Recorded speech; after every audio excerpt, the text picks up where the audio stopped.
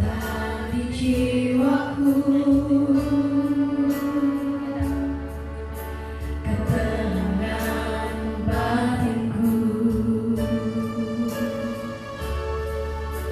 Ada dalam hadiratmu, ku menyembahmu,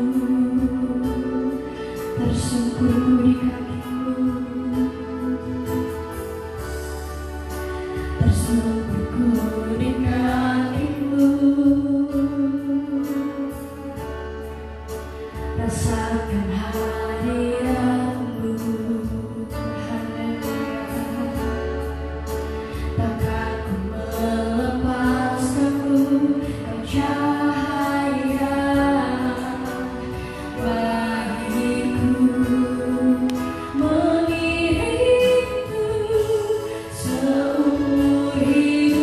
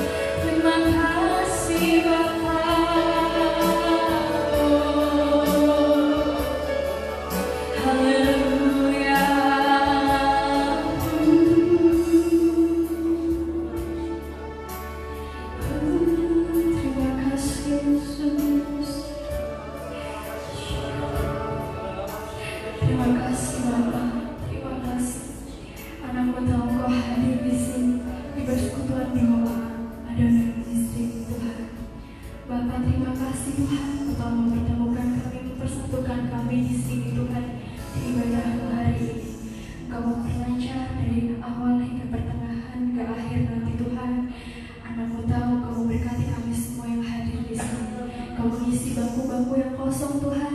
Di dalam nama Bapa, Putra dan Roh Kudus, anakmu yakin Engkau pasti mengisinya Tuhan. Di dalam nama Bapa, Tuhan Yesus, anakmu berdoa untuk ibadah hari ini. Haleluya, amin. Shalom. Haleluya. Berikan jabat tangan kanan kiri. Tuhan Yesus baik hari ini. Amin. Siapa di sini Yesus sahabatnya? Kita semua ya. Amin. Amin. Kita nyanyikan pujian Yesus kaulah sahabatku. Haleluya.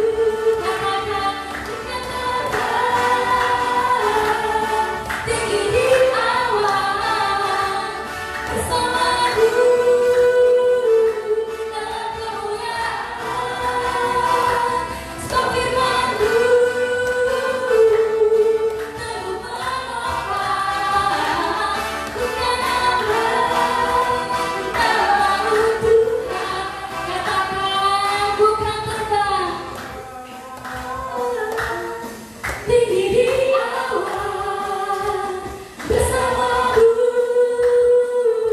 dalam kemuliaan. Firman-Mu teguh menopang, ku kan aman dalam-Mu Tuhan, ku kan terbang, ku kan terbang tinggi di awan bersama-Mu dalam kemuliaan. Firman-Mu teguh menopang, ku kan aman dalam-Mu Tuhan, ku kan aman dalam-Mu Tuhan, ku kan aman dalam-Mu Tuhan. Beri kemuliaan buat Tuhan Yesus. Haleluya. Katakan Tuhan Yesus amat luar biasa bagi kita semua. Amin. Tuhan Yesus luar biasa. Amin. Silakan duduk kembali saudara sesi. Sebelum kita mendengarkan firman Tuhan, siapkan hati kita dan kita marikan pujian kami perlu Kau Tuhan. Haleluya Yesus, terima kasih.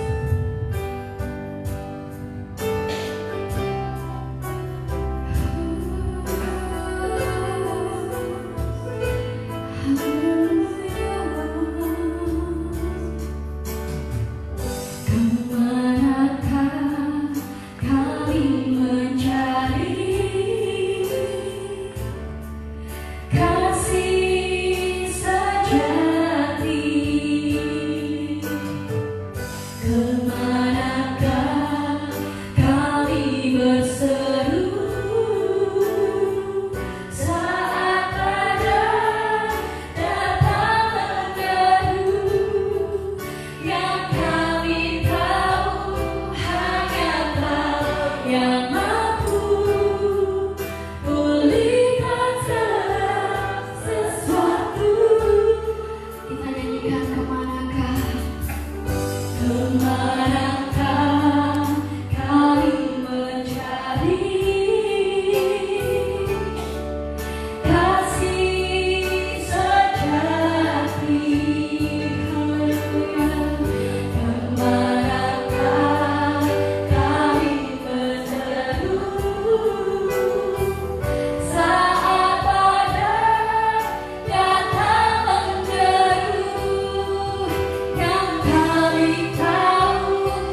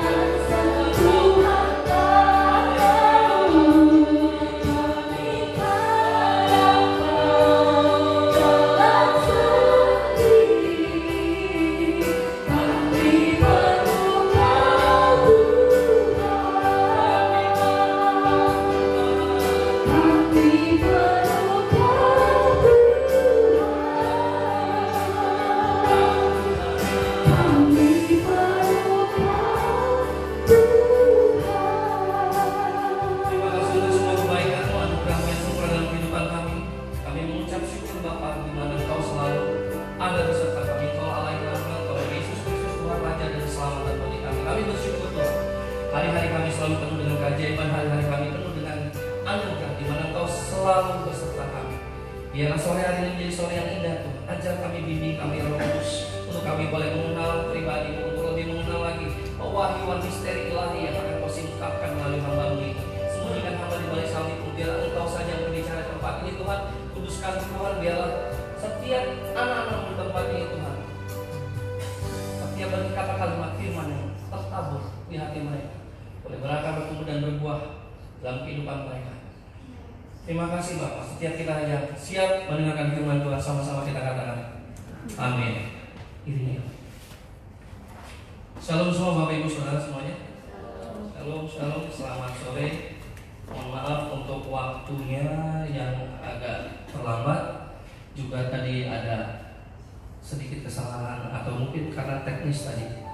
Mohon maaf sebelumnya sehingga waktu menjadi delay. Bersyukur hari ini menjadi hari perdana dari Adonai Ministry. Selamat kami ucapkan untuk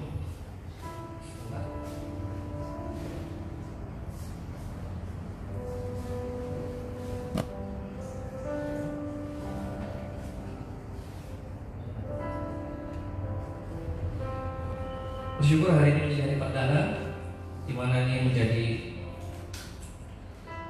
di mana Adonai Ministry telah sah, di mana dibentuk satu yayasan tanggal 23 Juli 2019. Selamat untuk, sebenarnya bukan evangelis di beliau ini.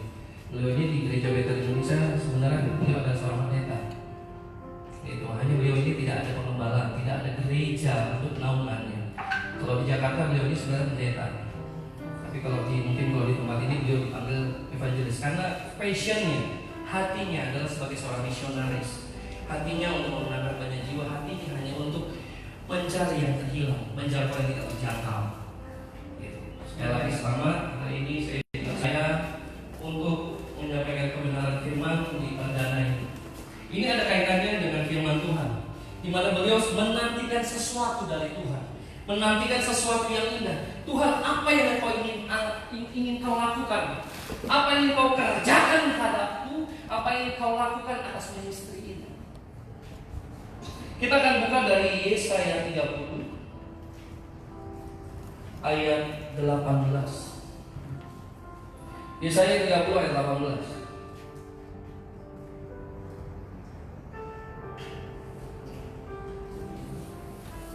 Yesaya 30 ayat 18.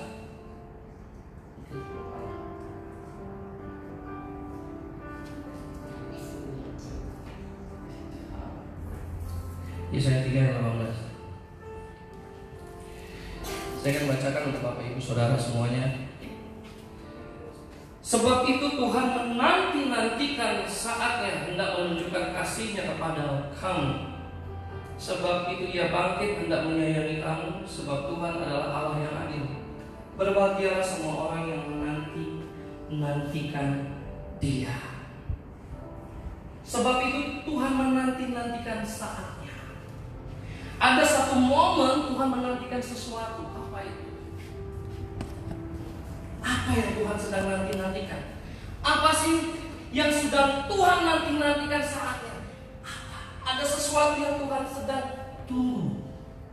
Ada sesuatu momentum yang sedang Tuhan tunggu.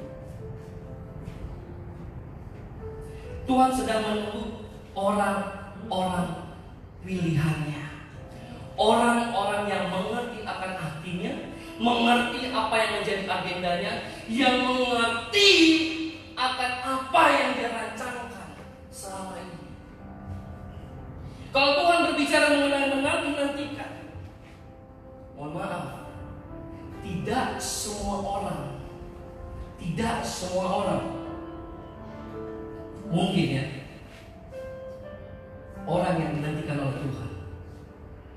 Hanya orang-orang yang pilihannya, orang yang mengerti hatinya, yang memang Tuhan persiapkan sejak awal mula penciptaan.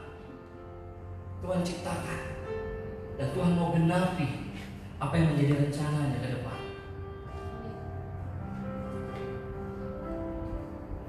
Tidak semua orang. Karena berbicara mengenai menanti-nantikan Tuhan itu berbicara hati yang baik. Firman Tuhan berbicara di dalam Markus 5 berbicara seperti ini. Di Markus 4 ayat 5 itu berbicara mengenai tanah yang berbatu, tanah yang penuh dengan semak duri, dan tanah yang baik. Tuhan sedang mencari seseorang yang mengerti akan kebenaran firman-Nya, yang mengerti akan hatinya. Tuhan mencari hati yang baik. Makanya Tuhan sedang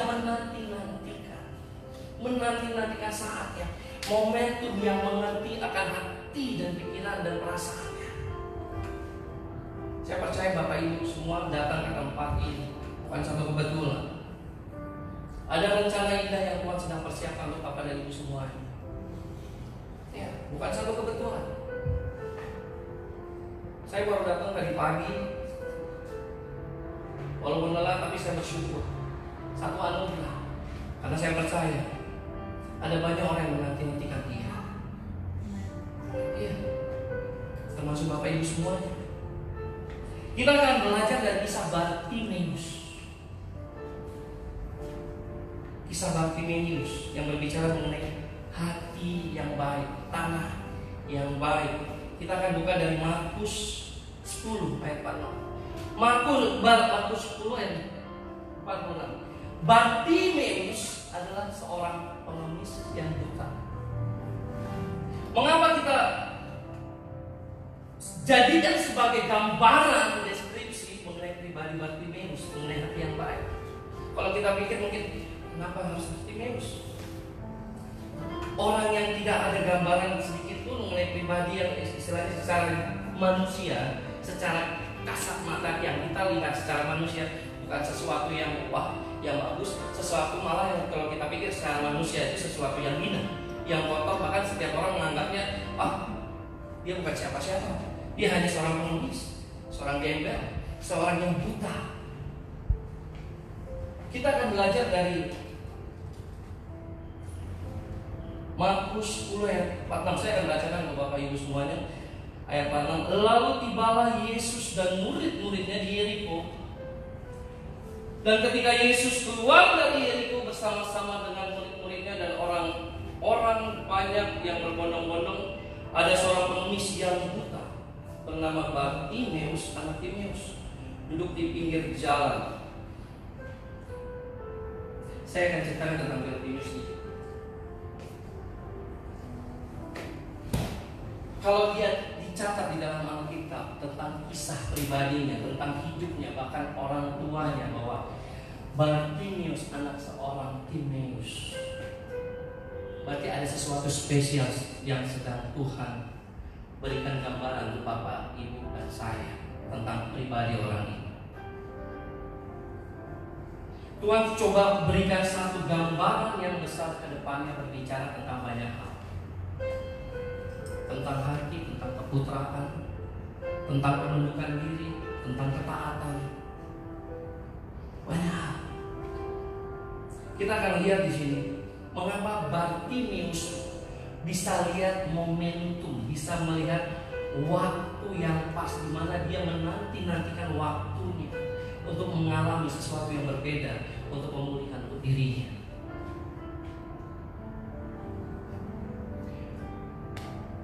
Kalau dikisahkan oleh Markus, tulis mengenai kisah Bartimeus, artinya Bartimeus ini tentunya dia adalah orang yang sudah sering mendengar tentang kisah Yesus. Dia selalu mengikuti Yesus kemanapun dia berada, walaupun dia tidak bisa melihat, dia tidak bisa mengikuti seperti kita, orang-orang yang sempurna. Otomatis dia selalu terlambat. Dan setiap Yesus pergi ke satu kota, dia selalu datang tapi terlambat. Dia selalu datang tapi terlambat. Momennya dia belum dapat, belum pas. Dia selalu datangi dan selalu datangi. Tapi sesuatu yang luar biasa di mana ayahnya Timeus, dia memberikan satu kisah yang luar biasa, memberikan satu cerita gambaran yang luar biasa tentang siapa itu Mesias.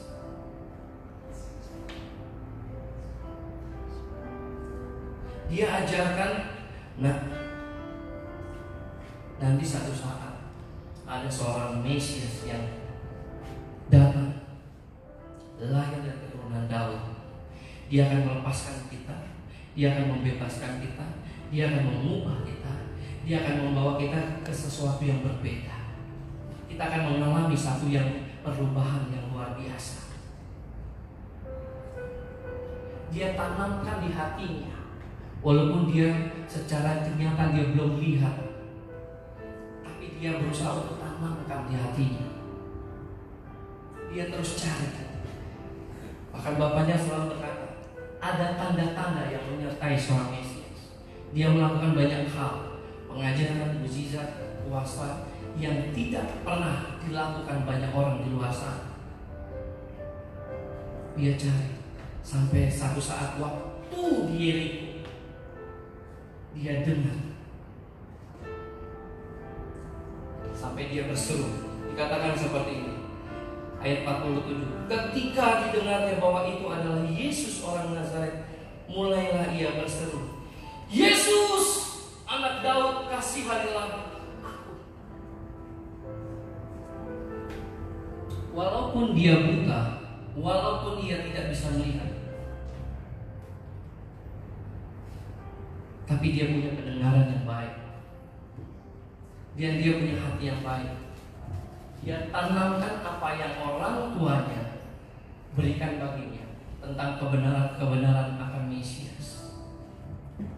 Saat dia kenali tanda-tanda yang disampaikan orang tuanya, makanya dia berani berseru, berani berteriak. Orang kalau nggak kenal, nggak akan berani panggil dia teriak. Misalnya gini, misalnya saya orang asing, saya panggil Kalasma. Misalnya, nggak mungkin saya akan teriak, Kalasma, Kalasma, enggak. Maaf, nama Anda Ibu Lasma bukan? Misalnya seperti itu. Kalau orang yang belum kenal, tapi kalau orang itu sudah kenal pribadinya, dia akan panggil dari jauh, akan teriak, Kalasma, Ibu Lasma, apa kabar? Lagi apa di sini? Sama. Bartimeus, dia kenal tanda-tanda apa yang disampaikan orang tuanya. Timeus, ajaran yang disampaikan orang tuanya, dia simpan di hati. Yes Tuhan, ini orangnya. Aku kenal. Dari apa yang orang tuaku sampaikan, dari apa yang sudah dikabarkan kepada aku tahu. Sehingga dia berani berkata, Yesus anak Daud. Ingat gak kisah waktu Yesus menguji para ahli Taurat, dari manakah Mesias itu datang? Dari manakah? Dari keturunan manakah Mesias itu datang? Kalau dibilang dari Matius 22 ayat 41-42 itu ada Matius 22 41-42, ahli-ahli Taurat itu sendiri berkata bahwa Mesias itu datang dari keturunan Daud. Jadi Bartimeus sudah menerima banyak hal. Makanya dia berani berseru, dia berani memanggil sampai berkali-kali, Yesus, Yesus, anak Daud, kasihanilah aku. Yang kedua dia panggil lagi, walaupun banyak orang termasuk murid-muridnya bilang, shh. Dia dilarang untuk berteriak, dilarang untuk memanggil, tapi dia terus berseru, dia terus memanggil, anak Daud, kasihanilah aku. Dia tahu bahwa ini adalah momentumnya, karena dia sudah terus mengejar, dia sudah menanti-nantikan Tuhan. Beberapa lama dia sudah menanti-nantikan Tuhan, karena ia sudah buta sejak lahir. Dia sudah lama menanti-nantikan Tuhan. Dia terus kejar Tuhan. Dia kejar Tuhan. Walaupun banyak orang tidak mempedulikan dia. Kalau pengemis itu, kalau di sana itu tidak boleh dekat-dekat. Akhirnya dia menunggu di pintu gerbang. pintu gerbang Yeriko. Waktu Yesus akan kembali, dia terus berseru. Berbicara tentang gerbang. Kalau di zaman Israel itu gerbang itu berbicara ada tempat pusat bisnis, pusat perdagangan, pusat tawar menawar. Dia mengerti ini adalah momennya untuk dia bisa tawar menawar dengan Tuhan. Yes Tuhan, saya mau deal dengan Engkau. Saya percaya ini adalah momen saya untuk mengalami satu kuasa mukjizat Allah.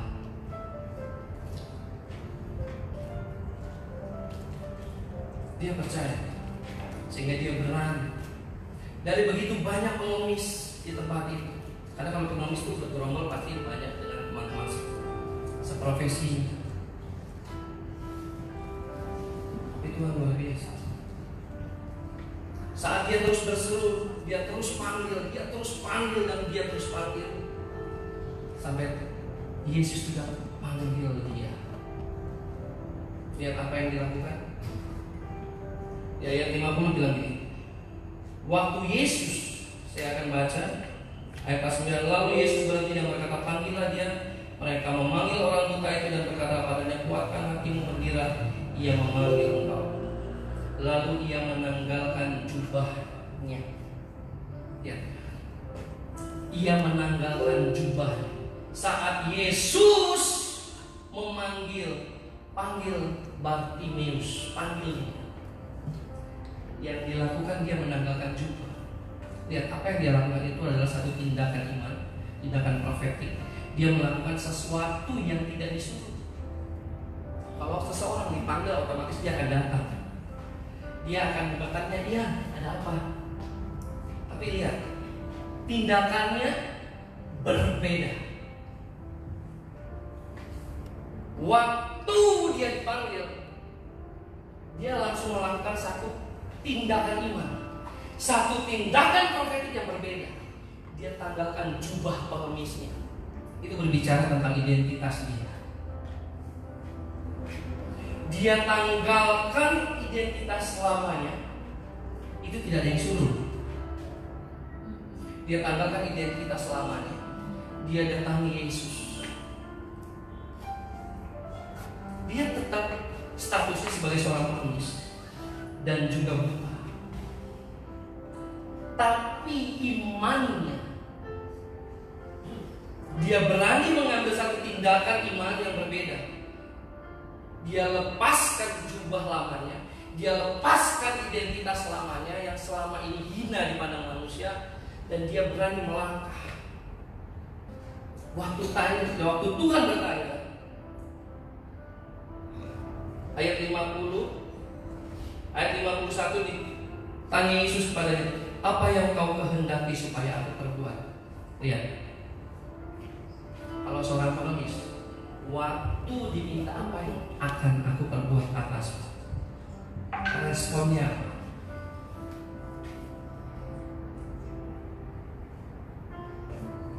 Tangannya pasti responnya adalah meminta belas kasihan. Tapi lihat respon dari seorang Bartimeus. Karena sejak awal dia diajar oleh ayahnya tentang kebenaran, tentang arti akan Mesias, berbicara banyak hal tentang kebaikan-kebaikan yang akan dia terima saat dia menjumpai Sang Juru Selamat. Dia tidak meminta seperti apa yang diminta para pengemis pada umumnya. Saat ia melepaskan jubah lamanya, saat dia melepaskan identitasnya, dia percaya, yes, this is my moment too. Ini adalah momen saya. Saya saat ini berdiri dengan Sang Pencipta. Saya berdiri dengan seseorang yang luar biasa. Saya percaya ini adalah momen bahwa saya akan menerima sesuatu yang berharga. Dia tidak minta banyak hal, dia tidak minta kekayaan. Dia tidak minta sesuatu hal yang sifatnya dunia. Dia tidak minta sesuatu. Dia tidak minta sesuatu nasi. Dia tidak minta uang. Tidak. Tindakan yang pertama luar biasa. Dia lihat momentumnya. Waktu Yesus di Yeriko, Yeriko itu berbicara mengenai a place of fragrance, satu tempat yang penuh dengan wangi-wangian. yang harum itu berbicara bahwa momen yang tepat di mana Bartimius memiliki hati yang baik, hati yang wangi di hadapan Tuhan. Dan Bartimius juga mengambil satu tindakan di mana dia berdiri di satu tempat, satu gerbang, yaitu berbicara mengenai tempat di mana dia bertransaksi dengan Tuhan. Dia bernegosiasi dengan Tuhan. Tuhan, lakukan saya secara profetik. Tuhan, ini adalah tempat gerbang di mana tempat transaksi. Dan aku percaya, aku deal dengan Tuhan. Hidupku diubahkan, hidupku mengalami satu perubahan. Hidupku tidak sama lagi. Karena aku meninggalkan identitas yang lama. Dan aku melangkah maju dengan apa yang Tuhan janjikan dalam hidupku. Ya. Yang dia minta hanya rabuni supaya aku dapat melihat. Berbicara tentang apa? Dia cuma minta satu hal, melihat. Dia mau melihat tanah janji, tanah perjanjian, tanah janji yang Tuhan siapkan untuk hidupnya. Dia mau melihat banyak hal tentang kebaikan-kebaikan Tuhan. Dia mau melihat banyak sesuatu yang penuh dengan anugerah Tuhan.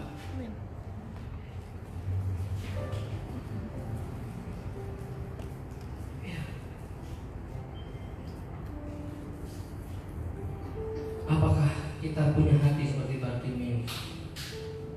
Ataukah kita seperti orang yang berbondong-bondong? Dikatakan di ayat 46 ini, lalu tibalah Yesus dan murid-muridnya di Yeriko. Dan ketika Yesus keluar dari Yeriko bersama-sama dengan murid-muridnya dan orang banyak yang berbondong-bondong. Apakah kita cuma orang yang berbondong-bondong? Ke Adonai yuk, rame-rame yuk. Datang. Ya, orang yang berbondong-bondong tidak mengalami mukjizat, hanya ikut-ikutan aja. Rame-rame. Rame-rame. Di Adonai ada apa sih? Di gereja A ada apa ya? Rame. Di pasukan B ada apa ya? Berbondong-bondong.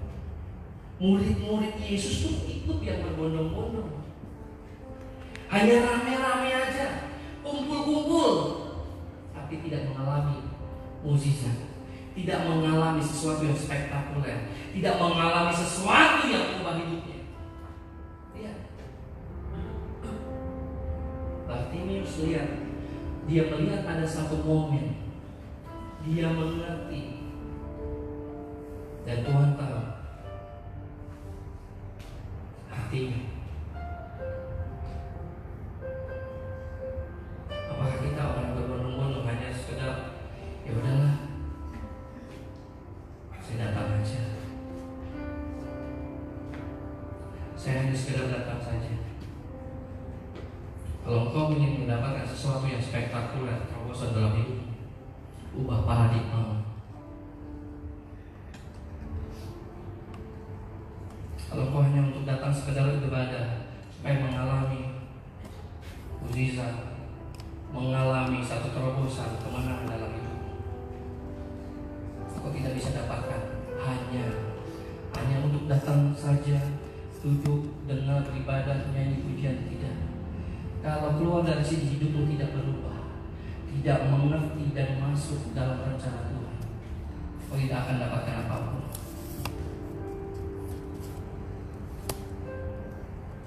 Saya kesaksian tentang hidup saya sedikit. Sebelum Tuhan panggil saya untuk menjadi hamba Tuhan, masa lalu saya gelap.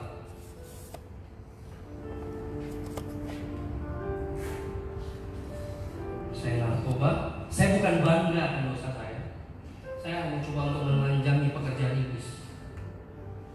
Saya tidak akan pernah menjadikan satu kebanggaan, tidak. Ini hanya sampah. Saya hanya berusaha menceritakan tentang kebaikan Tuhan, hanya memberikan kesaksian betapa baiknya Tuhan atas hidup saya. Saya narkoba, saya juga hidup di dalam diskotik, seks bebas, Saya juga ikut okultisme. Senang sesuatu yang klinik, yang mistis. Hingga satu saat tahun 2000 saya mencari sesuatu jati diri saya. Saya berusaha membandingkan waktu itu satu kitab dari Kedar dan kita dari Alkitab. Saya bandingkan. Saya bilang, Tuhan, siapakah Engkau sebenarnya? Siapakah Engkau? Saya pelajari dari kitab Kedar Nehemiah, dari kitab kita sendiri. Saya cari tahu, saya baca hingga satu saat ada teman saya lihat saya lagi buka-buka kitab Kedar. Kemudian jadi rame lah itu ceritanya. Singkat cerita, saya dipanggil ke Dewan Majelis Muslim. Disidanglah saya satu tempat di Jakarta. Saya diinterogasi. Awalnya membicarakan tentang apa sih yang kamu lakukan dengan kitab kami. Apa yang kamu lakukan? Saya bilang saya hanya mau mencari tentang kebenaran. Saya mau mencari tentang kebenaran. Oke, tentang kebenaran. Yang kamu dapat apa? Saya bilang keselamatan itu hanya satu. Saya bilang. Singkat cerita, tidak puaslah mereka. Mulai debat, mulai memanas, hingga karena waktu itu saya sendiri, mulai memanas, udah mulai main fisik. Saya disenggol-senggol. Awalnya masih pelan-pelan, mulai pelan senggolannya, lama-lama mulai pukul. Lama-lama saya dianiaya. Karena mereka bilang saya menista agama mereka. Saya dianggap menista. Saya dianggap melakukan hal-hal yang tidak. Saya bilang, apa yang saya lakukan? Saya tidak lakukan apapun. Saya bilang, segitu bencikah kamu dengan saya sehingga saya dianggap menista. Sampai dia bilang, halal darah buat kamu.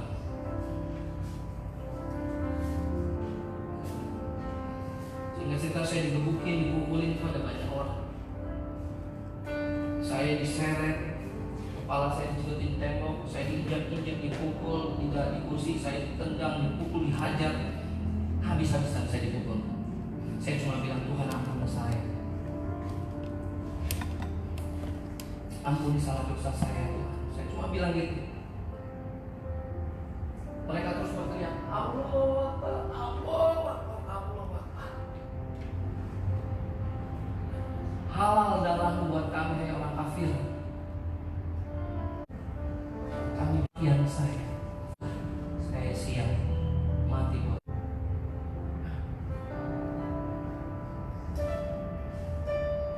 Singkat cerita, saya taruh kepala saya di atas meja seperti ini. Silakan pegang kepala saya. Saya taruh kepala saya. Saya minta maaf. Ada seorang sesepuhnya ambil golok. Dia datangi saya. Ya doa.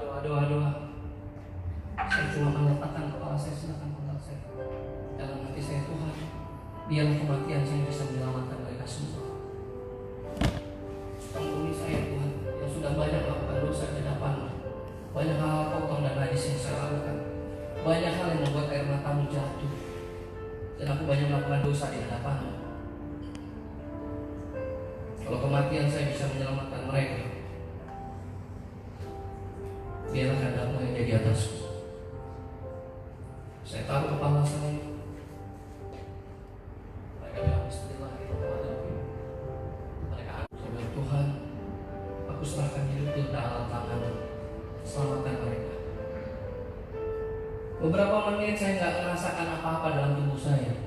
Begitu dingin. Saya bilang, Tuhan, saya udah kayaknya udah tempat berbeda. Karena saya udah kayak udah nggak merasakan tulang-tulang, kayak udah lemes. Karena saya cuma diem aja. Tuhan, saya udah di mana? Saya buka mata saya, rupanya saya di tempat yang sama. Saya lihat algojonya cuma kaku aja dia. Dia cuma kaku, nggak bisa bergerak, tidak bisa melakukan apa-apa. Nggak bisa melakukan apa-apa. Saya bilang, saya mau pulang.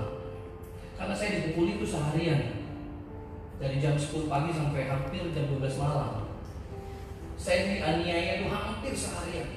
Tapi luar biasanya Tuhan, tidak ada satu tetes darah pun keluar dari tubuh saya. Tidak ada selai rambut pun jatuh dari kepala saya. Tidak ada memar sedikit pun yang ada dalam diri saya. Tuhan Yesus dahsyat. Saya bilang, saya mau pulang. Saya minta maaf. Singkat cerita, saya peluk mereka satu persatu, beberapa orang itu. Saya mau pulang karena sudah tengah malam. Keluarga saya pasti khawatir. Kemudian ada dua orang di luar bilang begini, dia bawa jerigen minyak. Kamu bergerak satu langkah dari tempat engkau berdiri, kita akan bakar kamu hidup-hidup. Saya bilang, Tuhan, Kau jangan menyelamatkan aku. Engkau sudah melakukan hal yang luar biasa bagiku, dan aku percaya Tuhan pasti menyelamatkan kembali. Saya mau pulang, Tuhan. Keluarga aku pasti khawatir. Akhirnya saya bilang, Tuhan, pegang tanganku, aku mau pulang. Singkat cerita, dua orang itu cuma diam bersama orang-orang yang membunuh saya itu, cuma diam. Akhirnya sampai saya pulang 3 hari setelah kejadian ini yang luar biasa. Tuhan izinkan saya sakit. Tiba-tiba saya mau berangkat kerja, tiba-tiba saya kolaps, jatuh begitu aja. Masuk UGD, dokter bilang, kok kondisinya kritis, 30/40. Ini habis kenapa? Ini kenapa kok? Gak tahu, tiba-tiba dia jatuh. Jatuh dari mana? Dari lantai berapa? Enggak, dia lagi berdiri, jatuh begitu aja. Ini kondisinya kok gawat. Jantung saya rusak, paru-paru saya bolong, ginjal saya bocor, semua organ-organ tubuh saya hancur. Kepala saya, otak ini ada pendarahan hematom, sehingga harus dibelek, katanya harus dibelah, dioperasi. Dokter bilang, ini kenapa dia ini? Kecelakaan di mana? Kok segini gawatnya kondisinya? Tapi kok nggak ada sesuatu di tubuhnya menandakan terkena sesuatu. Tapi kok organ-organ tubuh dalamnya kok hancur? Nggak tahu, kata ibu saya. Nggak tahu. Akhirnya dalam kondisi yang kritis, dokter cuma bilang gini, kami nggak bisa melakukan apapun atas dia. Kami akan melakukan semampu kami sebagai seorang dokter. Kami akan melakukan bagian kami, sisanya ya Tuhan. Hanya mujizat Tuhan. Orang tua saya cuma nangis, mama saya cuma nangis, keluarga saya sudah kumpul semua nangis. Dokter bilang, udah relain aja. Singkat cerita, roh saya diangkat keluar. Saya lihat diri saya terbaring nangis, dipeluk keluarga saya. Saya sambil lihatin, saya ada di mana, saya lihat. Saat saya menoleh ke belakang, saya lihat ada orang berpakaian putih begitu banyak menari, melompat. Ada yang dengan alat musik, ada dengan luar biasa. Saya bilang, Tuhan, ini di mana ya? Saya tidak pernah melihat hal yang seperti ini. Sehingga setiap saya melangkah berjalan, saya merasakan sesuatu yang beda. Setiap saya melangkah, saya merasakan sesuatu yang beda. Setiap saya melangkah, saya merasakan sesuatu yang beda. Sukacita yang gak pernah saya gambarkan seluruh hidup saya. Tuhan, ini di mana ya? Mereka menari, melompat, menari. Sukacita sekali. Itu pun saya sambil melihat tubuh saya sendiri dan keluarga. Saya bilang, Tuhan, ini di mana ya? Hingga di sebelah kiri saya lihat ada satu tangga yang tak masa. atas. Saya bilang, ini tangga ini arahnya kemana? Tangga ini kemana ya Tuhan? Akhirnya saya melangkah, saya berjalan terus melangkah, naik. Di tengah perjalanan saya dengar suara mama saya. Tuhan, kau sudah panggil suamiku. Kalau hari ini kau panggil anakku, aku tidak bisa lagi menjalani hidup ini. Aku gak sanggup Tuhan. Aku gak bisa lagi menjalani hidup ini. Di dalam perjalananku saya cuma berlutut. Saya angkat tangan saya, Tuhan ampuni saya. Itulah perjumpaan saya dengan Tuhan. Saya dengar suara yang manis dan lembut, yang berbeda, yang belum pernah saya rasakan. Kembalilah anakku, waktumu belum tiba, dan layanilah aku. Setelah saya dengar itu dan saya lihat pribadinya yang manis, tiba-tiba saya sadar di ruang UGD itu. Saya sadar, saya bilang sama dokternya, sama perawatnya, saya ketemu Tuhan Yesus, bertobat. Saya bilang sama keluarga saya ketemu Tuhan Yesus, bertobat. Padahal kondisi saya masih gawat, 30/40, kata dokter bilang sesuatu yang mustahil kalau dia bisa hidup. Saya ceritain, bertobat. 1 bulan saya mengalami satu kelumpuhan total. Saya harus dirawat di ruang ICU, perawatan khusus. Kemudian saya harus mengikuti terapi 1 bulan itu, karena saya nggak bisa melakukan apapun. Batang otak saya udah rusak, semua udah rusak. Dokter bilang kalaupun ini hidup harapannya tipis, kalaupun hidup idiot, kalaupun hidup cacat, kalaupun hidup dia tidak bisa melakukan apapun.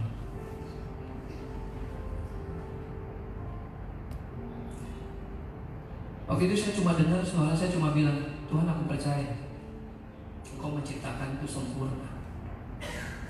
Kalaupun aku harus kembali kepadamu, harus dalam kondisi yang sempurna. Saya nggak mau dengan kondisi yang tidak sempurna. Kalau Tuhan menginginkanku seperti yang kau sampaikan untuk melayani, sempurnakan organ-organ tubuhku. Dalam 1 bulan, dokter tuh bingung.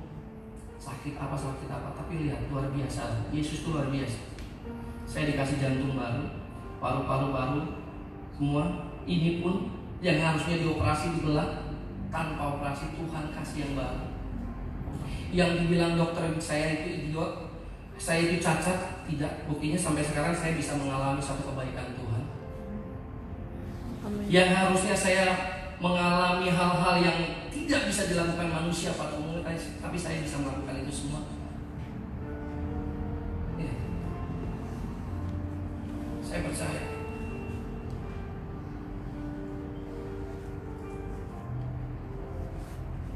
Apa yang ditaburkan papa saya waktu melayani, saya simpan di hati saya.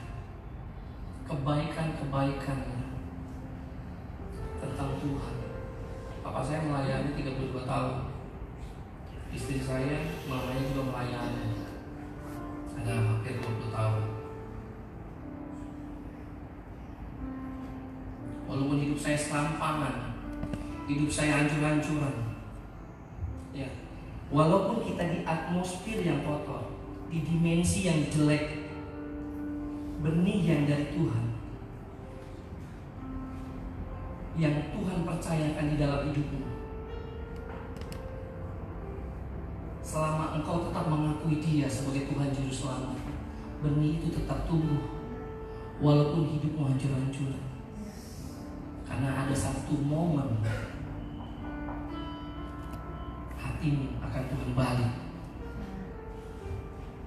Ya, apapun keadaan, gak ada yang mustahil buat Tuhan. Walaupun orang di luar sana memandang kita dengan hina, kotor, bahkan kita tidak dianggap, selama engkau mempercayakan hidupmu ke tangan Tuhan, gak ada yang mustahil. Tuhan bisa balikan keadaan, gak ada yang mustahil. Mulai bangun hubungan yang baru dengan Tuhan. Ya. Saya dulu orangnya aneh, nggak suka yang seperti ini. Tepuk tangan itu buat saya aneh. Memuji Tuhan dengan melompat-lompat buat saya itu aneh. Padahal saya dulu itu anak pang. 3,5 tahun saya hidup di jalanan. Saya bergaul dengan anak-anak pang. Hidup di jalanan, makan sampah, makan ini, hancur-hancuran hidup saya. Makanya waktu saya kalau berbicara tentang pujian dan pengagungan dengan Tuhan, saya berikan all out. Kalau dulu waktu saya main band, pengagungannya untuk setan, pujiannya buat setan, saya bisa gila-gilaan, saya bisa lompat-lompat. Kenapa sekarang saya ketemu Tuhan saya ketemu pencipta saya bertemu dengan pribadi yang mengubah hidup saya, yang melepaskan identitas lama saya, sehingga saya bisa berlari ke destiny saya, ke masa depan saya. Kenapa saya gak bisa lebih gila?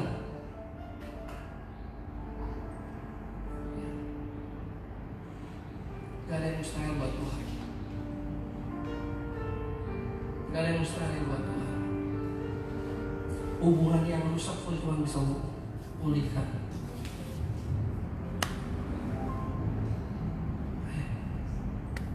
Bartimeus bisa melihat momentumnya.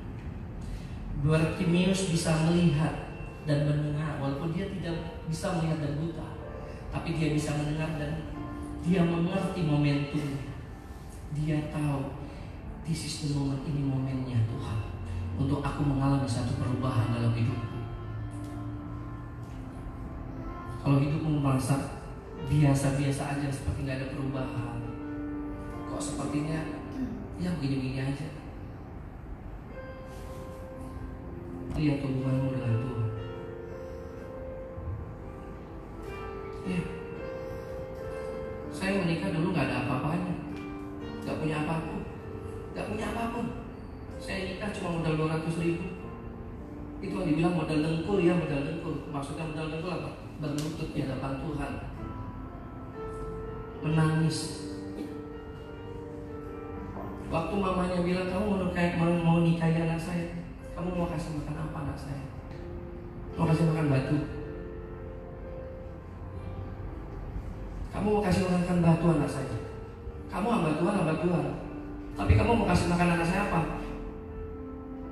Kamu mau kasih anak saya apa? Hidup di mana?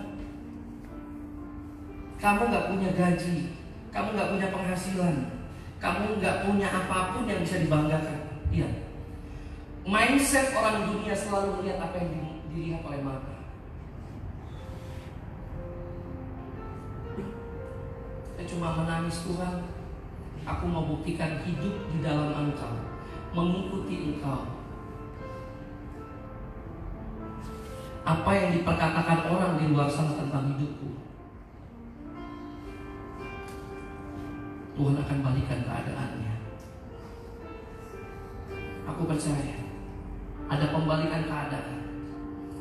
Tuhan memulihkan hidupku. Aku percaya keadaanku, masa depanku pun berbeda. 200.000.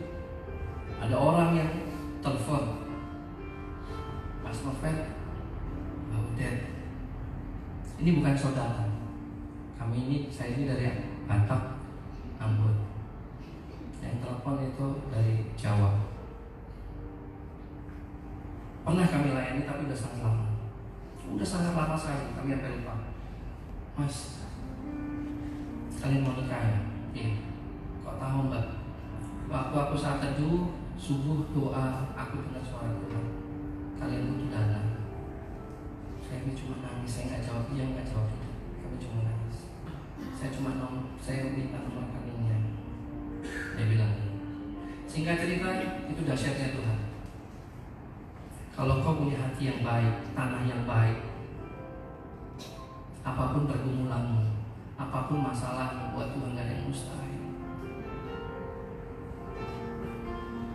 Walaupun kau lihat kehidupan rumah tanggamu, anak-anakmu hancur-hancuran di luar sana, fokus aja ke Tuhan. Gak ada yang mustahil. Gak ada yang mustahil. Walaupun kau merasa pusing, Tuhan kayaknya kok hidup ini kok nggak ada habis-habisnya masalah dalam hidupku, fokus sama Tuhan. Klaim janji. Gak ada yang mustahil buat Tuhan. Bartimeus seorang pengemis buta, Tuhan bisa ubah identitasnya.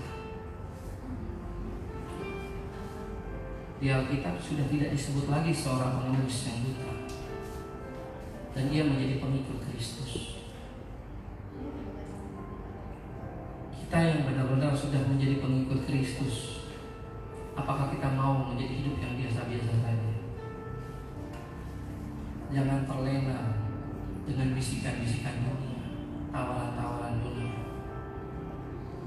Kaya boleh, bisnis boleh, tapi prioritaskan hatimu hanya untuk Dia.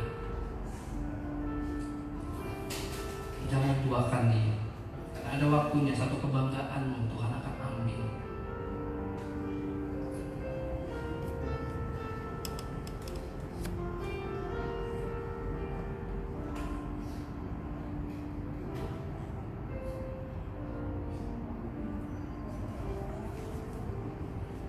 Ada banyak hal yang ibu pikirkan selama ini.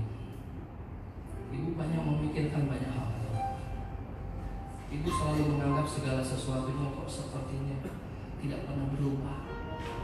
Sepertinya banyak mengecewakan. Banyak hal-hal yang ibu anggap kok sepertinya kok gak berubah-berubah. Hatiku ini sepertinya bagaimana ya Tuhan.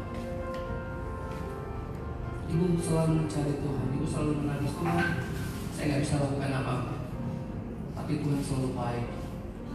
Dia tidak pernah tinggalkan engkau. Apa yang menjadi kerinduan, apa yang menjadi pergumulanmu selama ini? Bertahun-tahun kau selalu menangis di kaki Tuhan. Tuhan akan kembalikan apa yang menjadi bagianmu. Tuhan akan kembalikan semua yang hilang darimu. Tuhan akan berikan kembali apa yang selama ini dicuri dari hidupmu.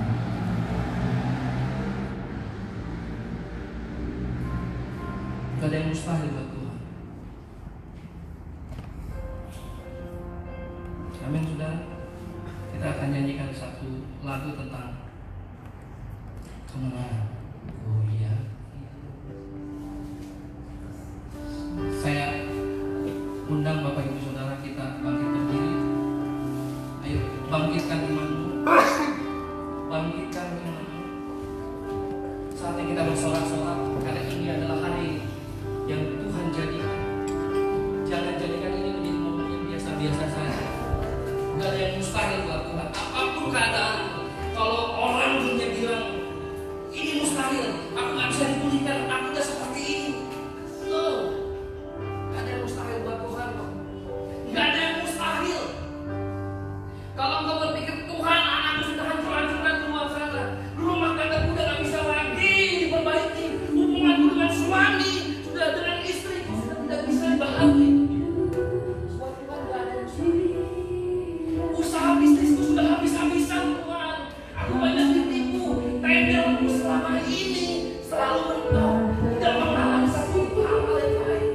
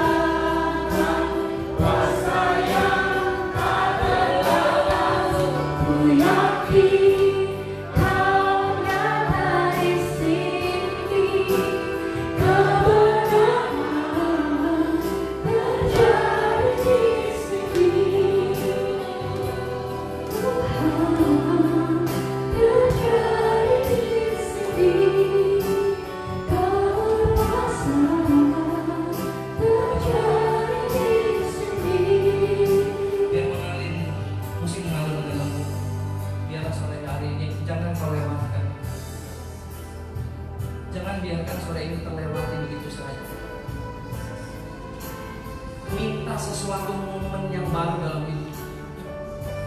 Jangan biarkan waktu berlalu begitu saja. Minta Tuhan biarlah ini menjadi momen indah dalam hidupmu.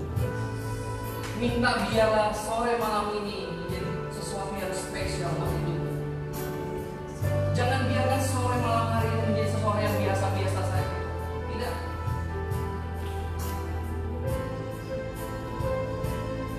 Minta apa yang menjadi kerinduan. Minta apa yang ingin kau dapatkan. Kerinduan dari hatimu. Apa yang kau inginkan? Usahamu, bisnismu, rumah tangga, keuangan, kesehatan, anakmu, suami, istrimu, orang tuamu. Apa? Minta, minta, minta. Apa yang menjadi kebutuhan? Haleluya. Haleluya. Oh ya,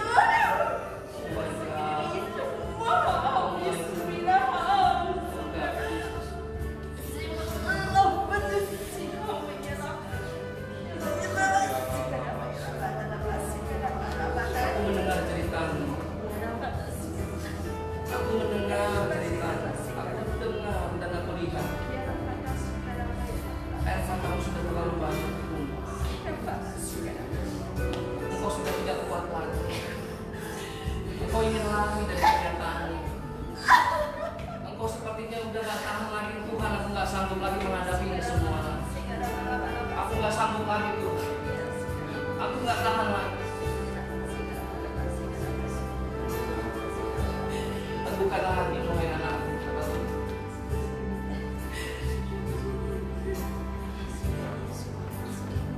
Tuhan akan memberikan kekuatan bagimu, akan memberikan shalom, sukacita, damai sejahtera di dalam hidup. Aku akan mengubah air matamu menjadi tali-tali, menjadi sukacita. Aku akan ubah semua penderitaanmu menjadi satu kebahagiaan. Aku akan ubah segala apa yang mereka lihat itu menjadi sesuatu yang tidak baik, menjadi satu kebaikan dalam hidup. Amin. Tetap pandang aku, kata Tuhan.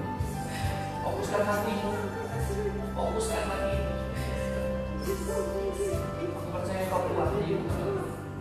Dan aku akan memulihkan.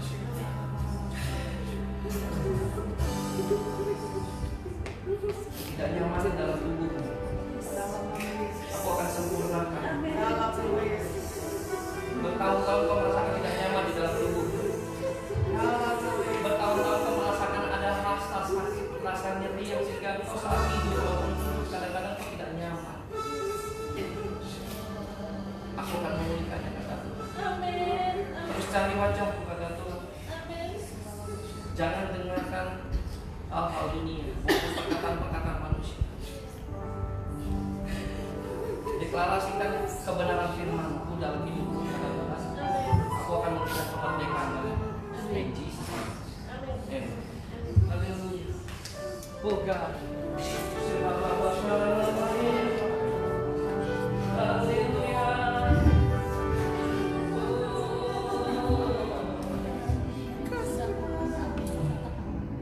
Dalam nama Yesus. Haleluya.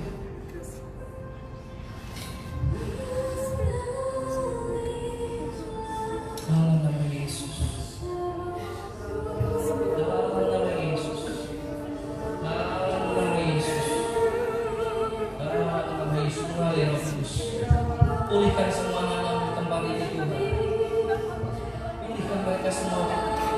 Berkarya, beracara, berkarya Tuhan.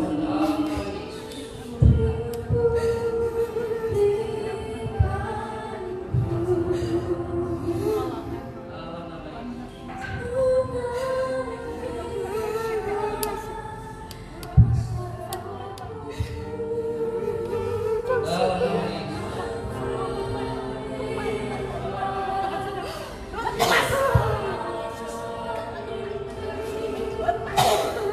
Yesus. Dalam nama Yesus. Dalam nama Yesus. Oh my God. Dalam nama Yesus. Dia ada di tempat ini. Hampiri dia. Hampiri dia. Hampiri. Dia mengasihi. Dia mengasihi. Dia mengasihi. Hampiri dia. Hampiri dia. Dalam nama Yesus.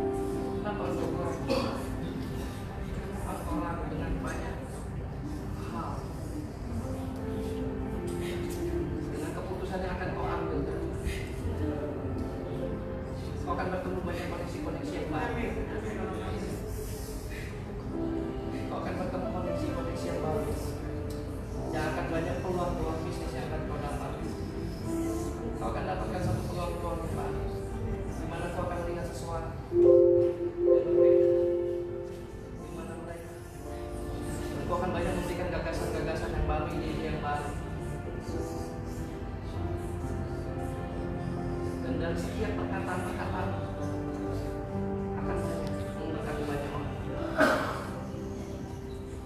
Ya, kau akan berbeda. Bahkan saat engkau duduk dengan banyak orang, saat engkau berkumpul, saat engkau mengadakan satu pertemuan, apakah memberikan kau satu gagasan, program yang tidak pernah terpikir oleh orang di luar sana, program yang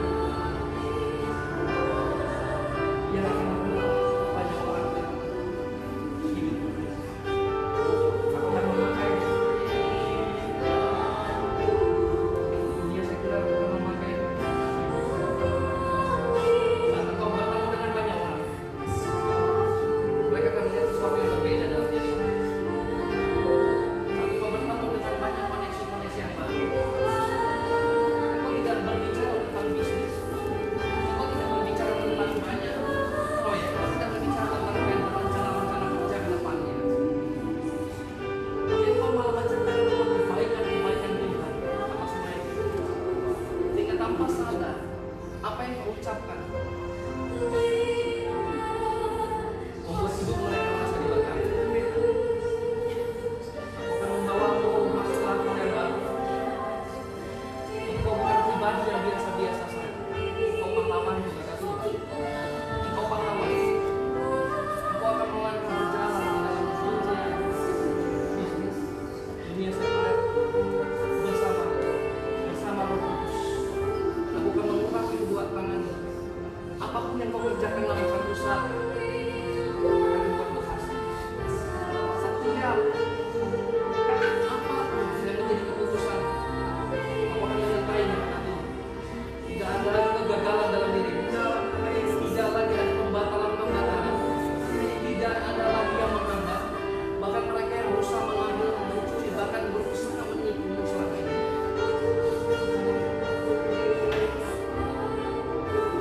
Mereka akan berhadapan dengan Tuhan dalam semesta ini. Aku akan menjadi pembela, kata Tuhan. Aku akan memulihkan kembali semua usahamu. Aku akan memulihkan kembali 30, 60, bahkan 100 kali kali. In Jesus' name. Amen.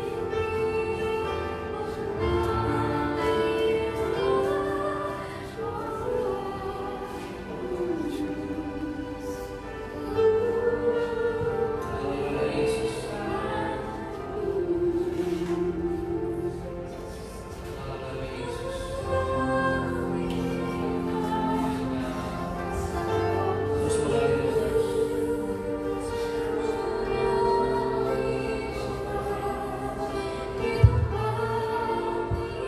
Dalam nama Yesus. Terus nikmati hari ini. Terus nikmati kebaikan. Terus nikmati kasih setia.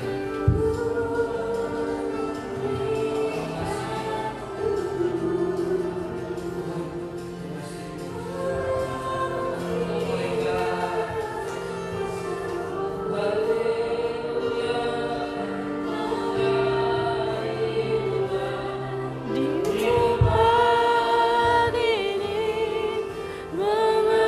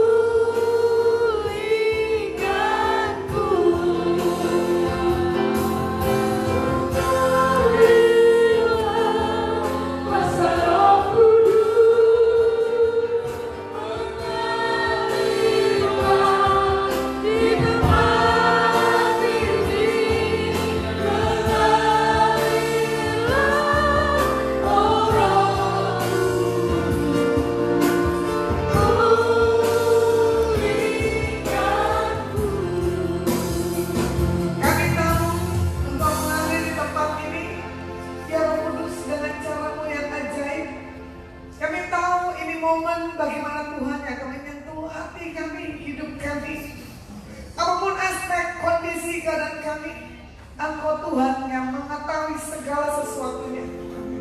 Terima kasih buat aturan firman-Mu. Terima kasih buat kebenaran-Mu yang kami akan tangkap dan kami akan jadikan rema dalam setiap kehidupan kami. Hamba-Mu berdoa buat persekutuan sore hari ini dalam tangan-Mu. Di dalam nama Yesus, Hamba-Mu berdoa dan ucap syukur. Haleluya. Amin. Shalom, silakan duduk. Terima kasih untuk para jemaat Tuhan yang hadir di tempat ini. Ini perdana dari Adonai kemarin 31 Mei mengadakan event KKR.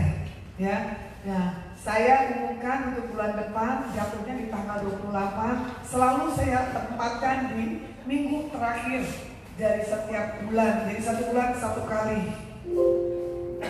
Nanti bulan depan pembicaranya Ibu Hana dari Surabaya. Ya. Supaya kita berdoa supaya tidak ada halangan. Kebetulan di hari berbahagia ini di bulan Agustus, ya, saya ulang tahun di tanggal 26. Saya gabungkan dengan Ibu Milka yang memberi saya tumpangan sekian puluh tahun. Berapa tahun saya lupa, 7 tahun atau berapa? Cuma selisih 4 atau 5 hari ya. 26 ke 31 berapa? 5 hari. Saya undang Ibu Milka untuk tampil ke depan. Ada yang berulang tahun di bulan Agustus? Ada lagi selain saya dengan Ibu Milka?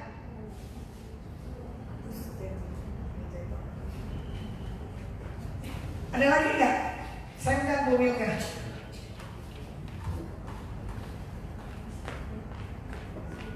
Nggak ada lagi yang berulang tahun di bulan Agustus. Saya nanti mau adakan setiap bulan yang ulang tahun untuk tampil ke depan, biar nanti kita sama-sama doakan. Ayo kita angkat pujiannya.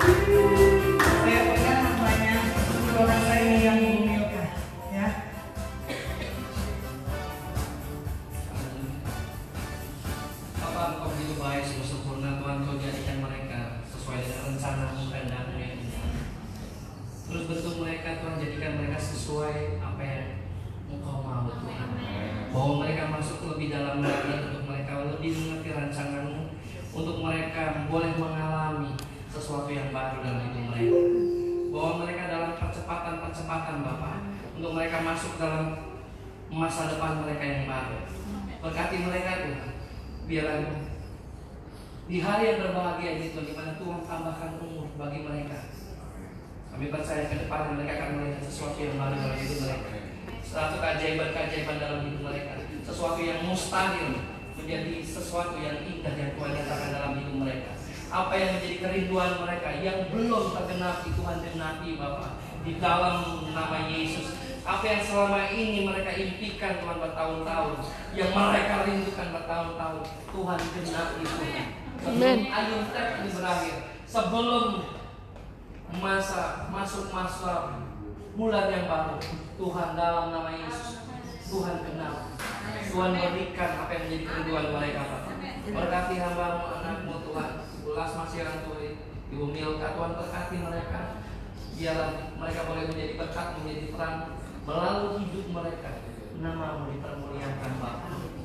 Biarlah melalui hidup mereka, Tuhan, boleh membawa dampak, menjadi terang, menjadi berkat dimanapun Tuhan tempatkan.